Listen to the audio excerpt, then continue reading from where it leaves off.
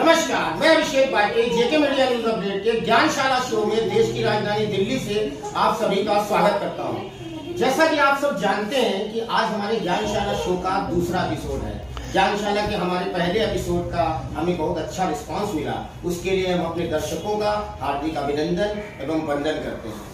आज के हमारे ज्ञानशाला के शो में हमारा जो मुद्दा है, जो टॉपिक है, वो है मॉडर्न कश्मीर। मॉडर्न कश्मीर मतलब आधुनिक कश्मीर या बदलता हुआ कश्मीर। तो आखिर अब ये समझने के लिए कि आखिर ये बदलता हुआ कश्मीर है क्या, ऐसा क्या बदलाव कश्मीर के अंदर शुरू हुआ या बदलाव हो रहा है जिसकी वजह से हमने ये जो मुद्दा उठाया है, उसका नाम दिया है बदलता हुआ कश्मीर। तो इसे समझने के लिए सबसे पहले हम इस बात की जानकारी रखेंगे कि इससे पहले आखिर कश्मीर में ऐसा क्या हो रहा था, कश्मीर किस तरह की समस्याओं से घिरा हुआ था, क्या समस्याएं थी जो कश्मीर को कुपोषण नाम की बीमारी की तरह जकड़े हुई थी, जिसकी वजह से कश्मीर विकास नहीं कर पा रहा था। इस समस्या को जानने की कोशिश करेंगे। तो इसके लिए हम समझते हैं कि थोड़ा सा पीछे जाते हैं। तो अगर हम भारत की आजादी 1947 में हुई, 1947 की आजादी की भारत के बाद देश में कश्मीर के अंदर बहुत से राजनीतिक स्तर पर, आर्थिक स्तर पर और सामाजिक स्तर पर उथल पुथल हुए।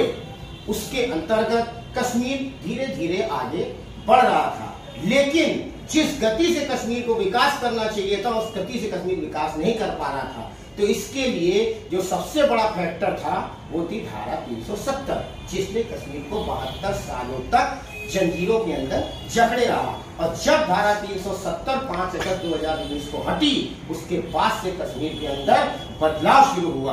और उसी बदलाव की, यानी उसी बदलते हुए कश्मीर की आज हम बात करने के लिए आपके सामने प्रस्तुत हैं। तो अगर हम इंटरनेशनल लेवल की बात करें तो इंटरनेशनल लेवल पे किसी देश की अगर छवि अच्छी है या खराब है, वो देश विकास कर रहा है या नहीं कर रहा है, इसको मापने के लिए, इसके मापदंड के लिए दो बेसिक पैरामीटर होते हैं। वो बेसिक पैरामीटर्स होते हैं आपके सोशल स्टेटस और इकोनॉमिक स्टेटस। सोशल स्टेटस और इकोनॉमिक स्टेटस, यानी कि अब हम इसको अगर कंबाइन करते हैं तो उससे बनता है socio economic status. Socio economic status, socio economic status जिस भी देश का अच्छा होता है, उसी के स्तर पर यह पहचाना जाता है कि वो देश विकास कर रहा है या नहीं कर रहा है। और एक देश का सोशियो इकोनॉमिक स्टेटस उस देश के राज्यों के सोशियो इकोनॉमिक स्टेटस पे निर्भर करता है। तो क्या जम्मू कश्मीर का सोशियो इकोनॉमिक स्टेटस पिछले 72 सालों में ऐसा रहा? अगर मेरी राय मानिए, as per my opinion, no. But why? What is the problem behind it? What is the reason behind it? So the reason is that कि जम्मू कश्मीर 370 जैसे काले कानून की जंजीरों से जकड़ा हुआ था, जिस वजह से जम्मू कश्मीर का विकास नहीं हो पा रहा था। तो अब इसकी दो कैटेगरी हैं, उनमें से एक कैटेगरी से हम ये डिफाइन करेंगे, यानी कि सोशल स्टेटस से पहले हम ये डिफाइन करेंगे और इससे ये साबित होता है कि जम्मू कश्मीर क्यों नहीं आगे विकास कर पा रहा था। तो सोशल स्टेटस के अंदर जो हमारा पहला पॉइंट है वो है वुमेन राइट्स का दमन एवं हत्या, महिलाओं के अधिकारों का दमन व हत्या। आखिर कैसे? जम्मू कश्मीर के अंदर एक कानून था कि जम्मू कश्मीर की महिला अगर किसी बाहरी प्रदेश के व्यक्ति से, यानी कि दिल्ली, पंजाब, बिहार, बंगाल, उड़ीसा, राजस्थान, किसी भी प्रदेश के व्यक्ति से शादी करती है तो जम्मू कश्मीर के अंदर उस महिला की नागरिकता समाप्त हो जाएगी और उसकी जो भी संपत्ति है उस पर उसका कोई मालिकाना हक नहीं होगा। लेकिन ये कानून पुरुषों पर लागू नहीं था, यानी केवल महिलाओं को इस तरह के कानून से लड़ना पड़ रहा था। आप ये देखिए कि एक ऐसा काला कानून जिसने महिलाओं के साथ पिछले 72 सालों तक इतना बड़ा अत्याचार किया, उनके अधिकारों की हत्या की, उनके अधिकारों का दमन किया और खुलेआम पिछले 72 सालों से जम्मू कश्मीर के अंदर महिलाओं के साथ ये अत्याचार हो रहा था और किसी ने इसके खिलाफ आवाज तक नहीं उठाई। इस मामले में एक केस बहुत मशहूर हुआ, हजारों केस इससे रिलेटेड मामले में कोर्ट तक पहुंचे, लेकिन इसमें एक केस बहुत मशहूर हुआ। वो केस था Jammu Kashmir state versus Sushila Sahni. Jammu Kashmir state versus Sushila Sahni का केस ऐसा था, 7 अक्टूबर 2002 को हाई कोर्ट ने एक फैसला सुनाया, वो कि सुशीला साहनी के हक में था, जिसमें फैसले में यह फैसला दिया गया कि सुशीला साहनी को अगर प्रदेश के बाहर जिस लड़के ने शादी की है तो उसका मालिकाना हक भी बना रहेगा उसकी संपत्ति पे, और उसकी नागरिकता भी खत्म नहीं होगी। लेकिन अब आप ये देखिए, वो काली सरकार जो सत्ता में उस समय राज कर रही थी, उसने हाई कोर्ट के फैसले को चुनौती देते हुए 2004 के अंदर daughters and permanent resident bill pass कर दिया, जिससे हाई कोर्ट के फैसले को रद्द करते हुए एक और काला कानून पास कर दिया और महिलाओं के अधिकारों को बिल्कुल सरासर कुचल दिया। इस तरह का जो अत्याचार महिलाओं के साथ पूरे जम्मू कश्मीर के अंदर हो रहा था, इसके लिए किसी भी व्यक्ति ने देश के अंदर आवाज नहीं उठाई, क्योंकि आज हम पूरे देश और दुनिया में महिला सशक्तिकरण की बात करते हैं, वुमेन एम्पावरमेंट की बात करते हैं, लेकिन 72 सालों से जम्मू कश्मीर की महिलाओं के साथ जो अत्याचार हो रहा था, उसके लिए आखिर देश में आवाज किसी ने क्यों नहीं उठाई? ये एक बहुत बड़ा प्रश्न है जो देश की जनता को समझना और सोचना पड़ेगा। इसके बाद अगर हम आते हैं कि जम्मू कश्मीर में महिलाओं की स्थिति, जम्मू कश्मीर के अंदर महिलाओं की स्थिति बहुत खराब है। जम्मू कश्मीर सबसे कम शिक्षित महिलाओं वाला प्रदेश है पूरे भारत के अंदर। हर 3 में से 1 महिला जम्मू कश्मीर की अनपढ़ है, जबकि जहां दूसरे प्रदेश है भारत के कोने कोने से देश की महिलाएं IAS, PCS, डॉक्टर, इंजीनियर बड़े बड़े पदों पे विराजमान है, लेकिन जम्मू कश्मीर की महिलाएं कहीं ना कहीं हर तरफ से पिछड़ रही हैं। ये काला कानून और ये काली धारा जिसने महिलाओं के साथ इतना अत्याचार किया है, इसकी देश के अंदर कोई जरूरत नहीं थी, जिसकी वजह से महिलाओं जम्मू और कश्मीर की महिलाएं पिछड़ रही थी। लेकिन जब धारा 370 5 अगस्त 2019 में हटी, उसके बाद से जम्मू कश्मीर की महिलाओं के साथ इंसाफ होना शुरू हुआ और उनको उनका अधिकार मिलना प्राप्त हुआ। और आखिर भारत सरकार ने 2019 के बाद कुछ ऐसी पॉलिसी बनाई जिसके अंतर्गत जम्मू कश्मीर की महिलाओं को उनका अधिकार मिलना शुरू हुआ, उनके साथ इंसाफ मिलना शुरू हुआ। आखिर वो ऐसी पॉलिसियां क्या थी, ऐसी कौन सी योजनाएं थी? तो उसमें योजनाएं थी आपकी youth innovator club, super certified scholarship scheme, skill education scheme, enterprise initiative scheme और यूथ लेवल डिस्ट्रिक्ट और पंचायत लेवल पे आपके उन्होंने यूथ क्लब बनाए। इस तरह से 20 जिलों के अंदर 4,522 यूथ क्लब बनाए गए, जिसकी वजह से 6,000 महिलाओं को वुमेन एंटरप्राइज मिला। ये अपने आप में एक बहुत बड़ी बात है कि 6,000 महिला उद्यमी जम्मू कश्मीर के अंदर पैदा हुई, जो आज इतने सालों से पिछड़ रही थी। 94 गोल्ड मेडलिस्ट सन 2021 में जम्मू कश्मीर की यूनिवर्सिटी के अंदर हुए। उन 94 गोल्ड मेडलिस्ट के अंदर 77% महिलाएं थी। जम्मू कश्मीर की पुलिस भर्ती में महिलाओं की एंट्री शुरू हुई और 15% रिजर्वेशन भी महिलाओं को मिला। 60,000 सेल्फ हेल्प ग्रुप बनाए गए, जिसके अंदर 2,06,541 महिलाओं को इसका लाभ मिला।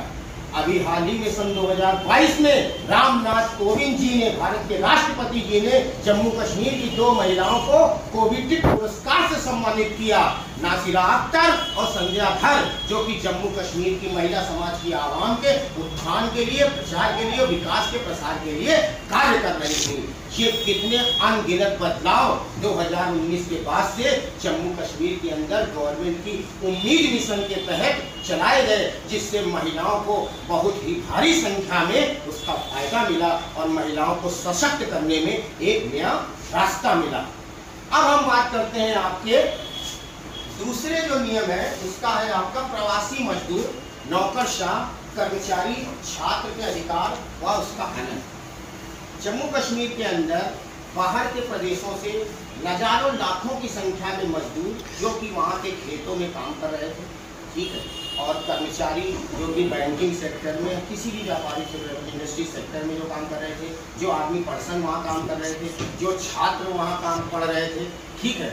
इस तरह की जितना भी बड़ा एक समुदाय था जो कि बाहर के प्रदेशों से जम्मू कश्मीर में अपना इतने सालों से योगदान दे रहा था, लेकिन आप ये देखिए उस काले कानून का काला सच, उनको जम्मू कश्मीर में किसी भी सुविधा में किसी भी तरह का अधिकार कोई प्राप्त नहीं था, जो वहाँ पे 20-30 सालों से सेवा कर रहे थे, जबकि देश के दूसरे किसी भी प्रदेश के अंदर ऐसा नहीं है।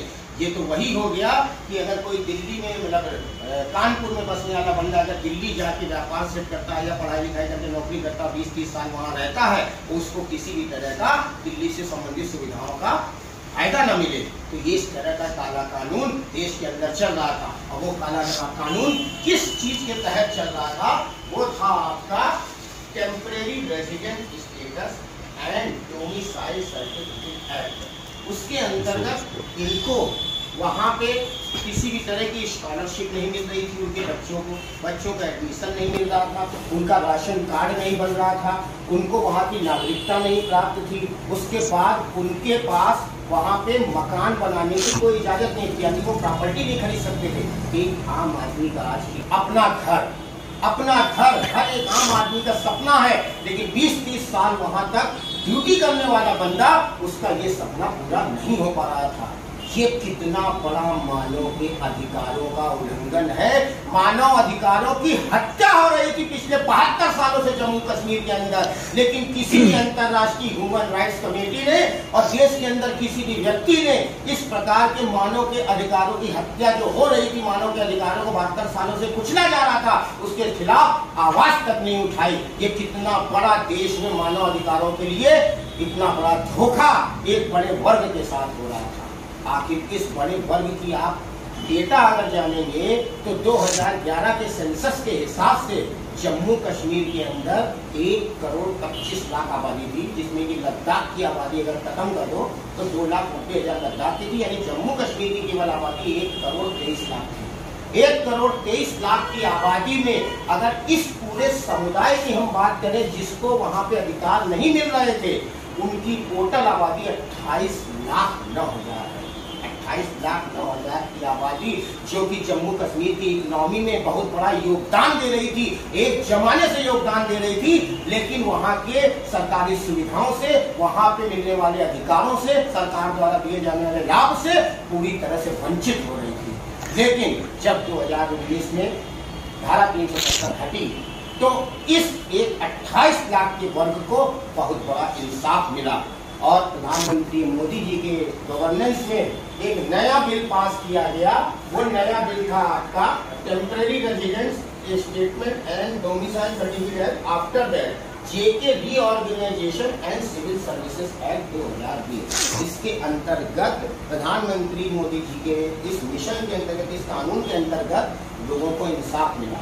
इसमें कुछ नियम बनाए गए कि जो व्यक्ति आर्मी का पर्सन अगर 10 साल तक वहाँ नौकरी कर रहा है तो उसको भी नागरिकता मिलेगी। कोई बच्चा अगर छात्र वहाँ पे पढ़ रहा है, 7 साल से ज्यादा पढ़ चुका है तो उसको वहाँ की नागरिकता मिलेगी। 15 साल से कोई व्यक्ति वहाँ पे सर्विस कर रहा है तो उसको वहाँ की नागरिकता मिलेगी।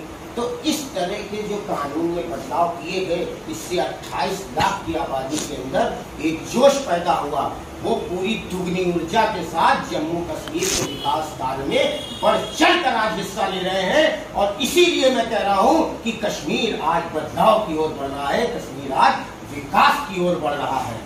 अगर यहीं तक सीमित नहीं था, आप ये देखिए कि 1.5 लाख इसमें से वाल्मीकि कम्युनिटी के लोग भी थे।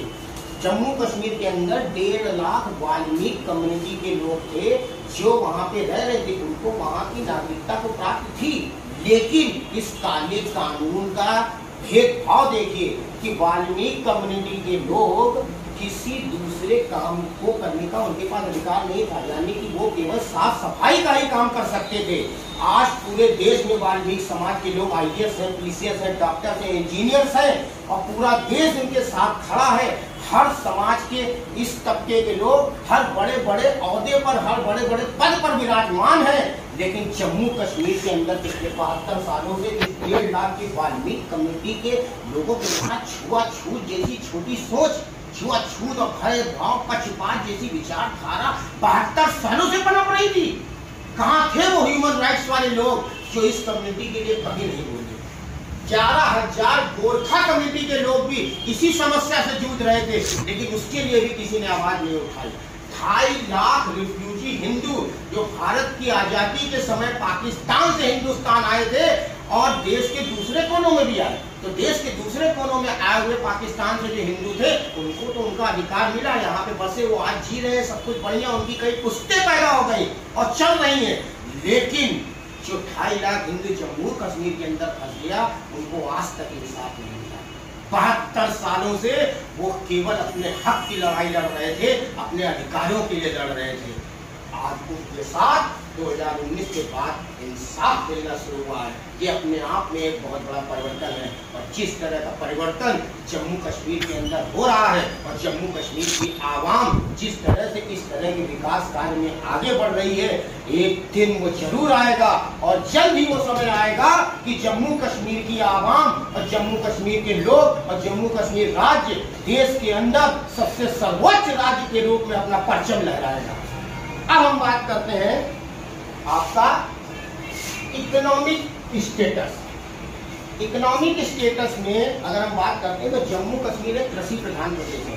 देश की 70% जो जम्मू कश्मीर का जो डिपेंडेंसी है वहाँ की आबादी की, वो कृषि पर निर्भर करती है। कृषि में आपका एग्रीकल्चर में आपका हॉर्टिकल्चर, फ्लोरिकल्चर, उसके बाद उससे संबंधित जितने भी एलाइड बिजनेस हैं, इसी पे जम्मू कश्मीर की 70% पॉपुलेशन जो है निर्भर करती है। अब 2019 में जब धारा 370 हटी, उस समय तक जब 159.64 $159.64 बिलियन US पे खड़ा है। 2022 की रिपोर्ट है कि जम्मू कश्मीर का टोटल एक्सपोर्ट 199.43 बिलियन US है। इतना बड़ा उछाल 159 से 199 पहुंच गया 3 साल के अंदर धारा 370 हटने के बाद, जबकि पूरा देश और पूरी दुनिया उस समय कोरोना महामारी से जूझ रही थी। इस दौरान भी अगर इतना बड़ा उछाल आया है तो आप समझ सकते हैं कि जम्मू कश्मीर में विकास की एक बहार चल रही है। अब हम बात करते हैं फॉरेन डायरेक्ट इन्वेस्टमेंट। FDI मतलब फॉरेन डायरेक्ट इन्वेस्टमेंट, विदेशों से यहाँ पे निवेश 0.22 मिलियन हो गया। 3000 करोड़ का निवेश मार्च 2021 में UAE ने किया, यूनाइटेड अरब एमिरेट्स ने 3000 करोड़ का निवेश किया। हॉर्टिकल्चर प्रोडक्शन की बात करें तो हॉर्टिकल्चर प्रोडक्शन जो था वो 3912.19 मीट्रिक टन था, यानी 3912.19 हजार मीट्रिक टन था टोटल हॉर्टिकल्चर प्रोडक्शन। ये इससे पहले कभी नहीं हुआ।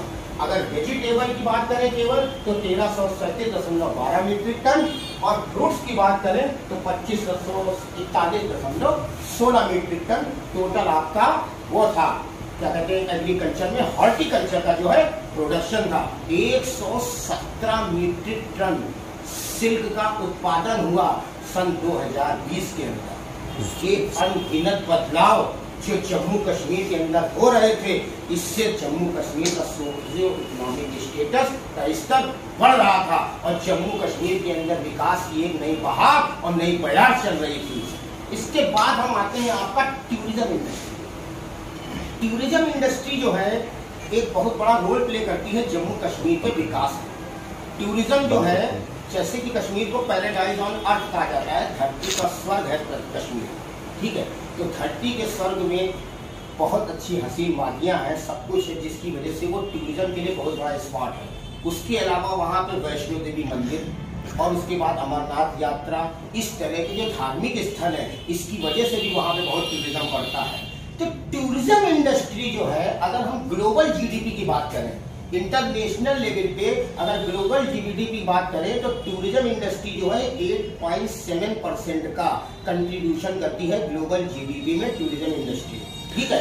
अब जम्मू कश्मीर स्टेट की केवल हम बात करें तो जम्मू कश्मीर स्टेट की जो GDP है उसमें 8% का कंट्रीब्यूशन होता है आपका टूरिज्म इंडस्ट्री का, ठीक है। अब टूरिज्म इंडस्ट्री में ऐसे कौन से बदलाव आए हैं जो जम्मू कश्मीर में पहले कभी नहीं आए। पिछले 75 सालों का पिछले 75 सालों का जम्मू कश्मीर के अंदर रिकॉर्ड टूट गया है। आजादी के बाद से आज तक कभी ऐसा नहीं हुआ जो पिछले 75 सालों में आज सन 2022 में हुआ। जनवरी 2022 से लेकर अक्टूबर की रिपोर्ट यह है कि जम्मू कश्मीर के अंदर 1,62,00,000 टूरिस्ट ने विजिट किया। आज तक 75 सालों के इतिहास में कभी ऐसा नहीं हुआ। 1,62,00,000 टूरिस्ट जम्मू कश्मीर के अंदर विजिट करने आए। ये अपने आप में एक बहुत बड़ा नंबर है, अपने आप में एक इतिहास है जो कि जम्मू कश्मीर के अंदर टूरिज्म इंडस्ट्री के अंदर बदलाव आया है। तो जम्मू कश्मीर के अंदर टूरिज्म इंडस्ट्री में इस तरह का बदलाव आया क्यों?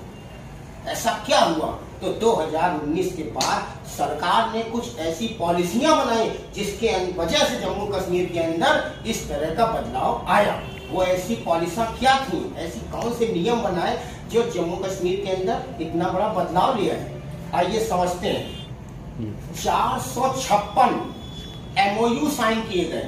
456 MOU की कीमत 23,142 करोड़ थी। मेमोरेंडम ऑफ अंडरस्टैंडिंग 23,152 करोड़ की कीमत के मेमोरेंडम ऑफ अंडरस्टैंडिंग साइन किए गए जो कश्मीर के विकास में बहुत ज्यादा सहायक थे। 543 नए प्रोजेक्ट सैंक्शन किए गए जिसकी टोटल कीमत 2237 करोड़ रुपए थी जो कि जम्मू कश्मीर के विकास में बहुत ज्यादा कार्यरत थी। 2 IT कंपनियां स्टार्ट की गई। 2 IT कंपनियां मतलब 5 बनाए गए। एक पार्क जम्मू के अंदर जम्मू सिटी में और एक पार्क जो है श्रीनगर के अंदर प्रस्ताव दिया गया, पास किया गया। ये इतना बड़ा बदलाव जम्मू कश्मीर के अंदर 100% घरों में 24/7 बिजली की सप्लाई शुरू हो चुकी है। 100% घरों में आज बिजली की सप्लाई शुरू हो चुकी है। जम्मू कश्मीर के रूरल एरियाज में 43% घरों तक वाटर कनेक्शन पहुंच चुका है, जबकि अगर वाटर कनेक्शन का अगर नेशनल लेवल पे एवरेज देखें तो केवल 21% है। आप देखिए 21% वाटर कनेक्शन का नेशनल लेवल पे एवरेज है, लेकिन जम्मू कश्मीर के अंदर 43% तक हुआ। यानी कि दुगनी स्पीड से सरकार वहां पे वाटर कनेक्शन के लिए काम कर रही थी। जम्मू कश्मीर में नाइट फ्लाइट सर्विस स्टार्ट की गई। पूरे जम्मू कश्मीर में नाइट फ्लाइट सर्विस नहीं थी, वो स्टार्ट की गई। जम्मू कश्मीर से डायरेक्ट यानी श्रीनगर से डायरेक्ट इंटरनेशनल फ्लाइट स्टार्ट की गई श्रीनगर से शाहजहां के लिए। ये अनगिनत बदलाव, इतने अनगिनत बदलाव। 40 कंपनियां जो कि रियल एस्टेट सेक्टर से थी या टेलीकॉम सेक्टर से या हॉस्पिटली सेक्टर से या हेल्थ सेक्टर से और या एजुकेशनल सेक्टर से, इन ऐसी 40 कंपनियों के साथ टाई अप किया गया जिन्होंने 150 बिलियन का इन्वेस्टमेंट किया। ये इतना बड़ा जो इंफ्रास्ट्रक्चर डेवलपमेंट और कल्चरल डेवलपमेंट जो जम्मू कश्मीर के अंदर बड़े बड़े इन्वेस्टर दुनिया से आ रहे थे, इसी की वजह का ये बदलाव है जो जम्मू कश्मीर के अंदर टूरिज्म इंडस्ट्री में 1,65,00,000 का फिगर क्रॉस कर गई, जो कि पिछले 75 सालों के अंदर आज तक कभी नहीं हुआ। अब इस आधार पर हम ये कह सकते हैं कि जम्मू कश्मीर का सोशल स्टेटस और इकोनॉमिक स्टेटस, इसको कंबाइन करके सोशियो इकोनॉमिक स्टेटस किस तरह से विकास की बयार के साथ साथ जम्मू कश्मीर का सोशियो इकोनॉमिक स्टेटस का स्तर सुधर रहा है और बहुत तेजी से बढ़ रहा है। और जम्मू कश्मीर की आवाम पूरे जोर शोर से, पूरी मेहनत के साथ, पूरे हौसले के साथ इस विकास कार्य में बहुत तेजी से अग्रसर है। और वो दिन दूर नहीं जब जम्मू कश्मीर इस देश का सबसे सर्वश्रेष्ठ और सबसे मजबूत राज्य बनने को तैयार है। उसके लिए वो आगे बढ़ रहा है। आज जम्मू कश्मीर की आवाम पूरे जोर शोर के साथ, पूरी हिम्मत के साथ जम्मू कश्मीर को देश का सबसे सर्वोच्च राज्य बनाने के लिए पूरी तरह से अग्रसर है। और इस तरह की आजादी आज से पहले कभी नहीं हुई। अब ये जो सब हुआ, इन सब के पीछे एक बहुत बड़ा ऐसा रीजन था जिसकी वजह से जम्मू कश्मीर का विकास नहीं हो पा रहा। ये गंभीर मुद्दा था जो जम्मू कश्मीर के विकास को नासूर बना हुआ था, बिल्कुल जकड़े हुए था। कुपोषण से भी ज्यादा खतरनाक कैंसर गैर की बीमारी थी ये जम्मू कश्मीर के विकास के लिए। वो थी आपकी टेररिज्म, आतंकवाद। आतंकवाद ने जम्मू कश्मीर को बिल्कुल जकड़ के रखा था। अगर हम नेशनल इंटरनेशनल लेवल की बात करें तो जम्मू कश्मीर धरती का स्वर्ग है। स्विट्जरलैंड और जम्मू कश्मीर में कोई फर्क नहीं है। लेकिन लोग स्विट्जरलैंड, भारत से ही लोग स्विट्जरलैंड जा रहे हैं, लेकिन जम्मू कश्मीर नहीं जा रहे हैं। क्यों? क्योंकि जम्मू कश्मीर के अंदर असुरक्षा थी और इसी आतंकवाद की वजह से वहां की शिक्षा व्यवस्था ध्वस्त पड़ी थी, वहां के लोग व्यापार ध्वस्त पड़ा था, सब कुछ इस आतंकवाद की वजह से ध्वस्त पड़ा था। ये एक बहुत बड़ा फैक्टर था जो जम्मू कश्मीर के विकास को रोक रहा था। लेकिन जब धारा 370 हटी, उसके बाद से इस आतंकवाद के पतन की शुरुआत हुई। आतंकवाद के पतन की शुरुआत हुई। जैसे मोहम्मद और लश्कर-ए-तोयबा जैसे खूंखार आतंकवादी संगठन जो वहां से जम्मू कश्मीर के अंदर घुसपैठ करके अत्याचार करते थे और ये सारी क्रिमिनल एक्टिविटीज को जनरेट करते थे, वो सब बिल्कुल खत्म हो गई। अभी हमारे पास एग्जैक्ट फिगर जो है 2022 की है। ये कुछ आंकड़े हैं जिससे हम समझेंगे कि कैसे जम्मू कश्मीर के अंदर आतंकवाद और आतंकवाद से संबंधित घटनाएं कम होना शुरू हुई और जम्मू कश्मीर के अंदर विकास की एक बयार शुरू हो गई। देखिए, अगर हम लॉ एंड ऑर्डर से रिलेटेड इंसिडेंट की बात करें, यानी कि पत्थर फेंकना, धरना देना और छोटी छोटी क्रिमिनल एक्टिविटीज करना, सड़कों पर बंद करा देना, रोड का चक्का जाम कर देना, इस तरह की घटनाएं सन 2016 से 19 के बीच में 4894 हुई। 4894 थी लॉ एंड ऑर्डर से रिलेटेड घटनाएं। लेकिन 2019 से 22 के बीच में, यानी 370 हटने के बाद से अब तक ये केवल 804 हो गई। कितनी तेजी से कितना बड़ा बदलाव आया है। आज जम्मू कश्मीर के युवा पत्थर फेंकने की बजाय स्किलों में जा रहे हैं, अपनी नौकरी पे ध्यान दे रहे हैं, जम्मू कश्मीर के विकास में ध्यान दे रहे हैं। ये एक बहुत बड़ा ड्रास्टिक चेंज है। जम्मू कश्मीर के इतिहास में आज तक ऐसा नहीं हुआ। 600% की गिरावट एक बहुत बड़ी गिरावट है।